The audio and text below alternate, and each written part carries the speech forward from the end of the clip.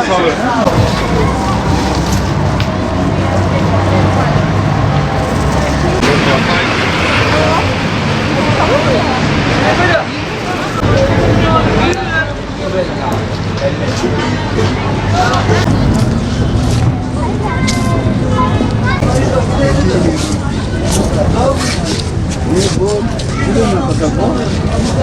Kilo 60.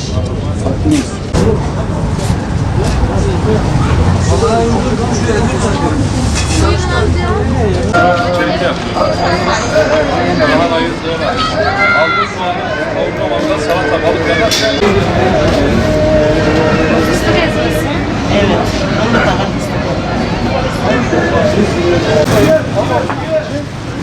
Yarın 75.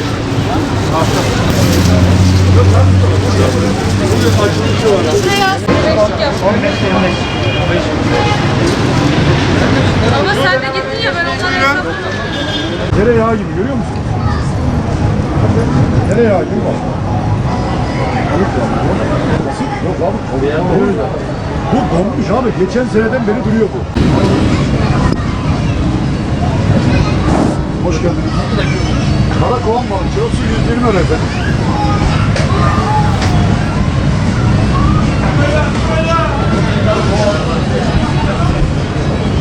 Arlı kendi yaptığı petek. Petekleri orijinaldir hocam. Şekersiz, hiç şeker yok. Sıfır şeker. Şöyle bakın. Bu geçen seneki abi.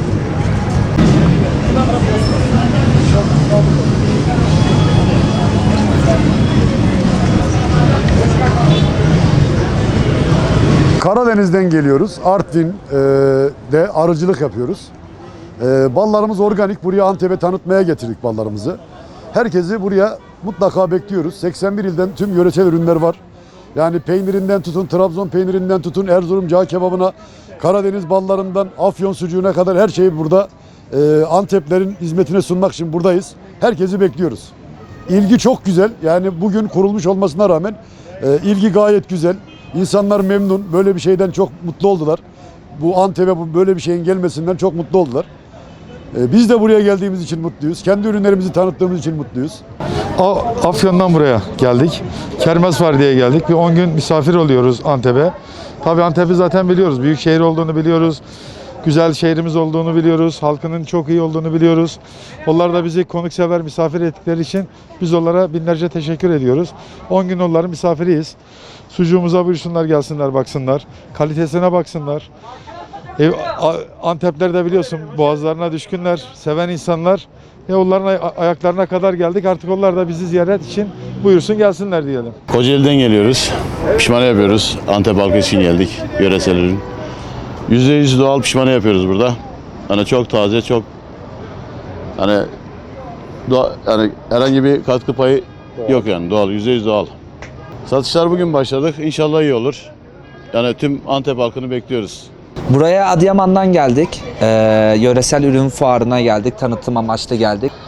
Yöresel ürünlerimiz var. Şirin, lezzetli, doğal kesinlikle. İlgi odağı da oluyor. Pandemiden dolayı insanlar doğala kaçıyor. Biz de bu doğallığı direkt ayaklarına sunuyoruz. Satışlarımız bugün başladı. Daha da güzel gidecek gibi. İnsanlar ilgi odağı olmaya başladı. Fotoğraf çekiliyorlar, resim çektiriyorlar, beğeniyorlar yani fuarı. Eğlenceli oluyor. Bir de insanlar bunaldı içeriden. Çok güzel bir ortam kuruldu. Fuarımız 10 gün açık duracaktır. Belki ilgi gördüğü için uzama ihtimali de olabilir. Belediyeye bağlı. Şu anlık 10 gün ama haftaya pazara kadar buradayız. Trabzon'dan geliyoruz. Yayık yağımız var.